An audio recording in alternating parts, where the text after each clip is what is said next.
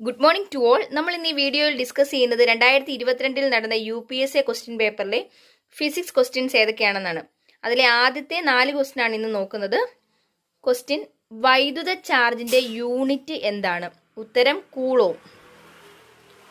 രണ്ടാമത്തത്: നിശ്ചലമായിരിക്കുന്ന ഒരു വസ്തുവിന്റെ സ്ഥാനാന്തര സമയ ഗ്രാഫ് ഏതാണ്? അതിന്റെ ഓപ്ഷൻ എ ആണ്. അതായത് എക്സ് ആക്സിസിന് പാരലായിട്ട് വരുന്ന ഗ്രാഫ് ആയിരുന്നു അതിന്റെ ആൻസർ. ആദ്യ ബഹിരാകാശ സഞ്ചാരിയായ യൂറി ഗഗാറിനെ ബഹിരാകാശത്ത് എത്തിച്ച ബഹിരാകാശ പേടകം ഏത്? ഉത്തരം വോസ്റ്റോക്ക് 1. കടലിൽ നീന്തുന്നത് പുഴയിൽ നീന്തുന്നതിനേക്കാൾ എളുപ്പമാണ്. കാരണം?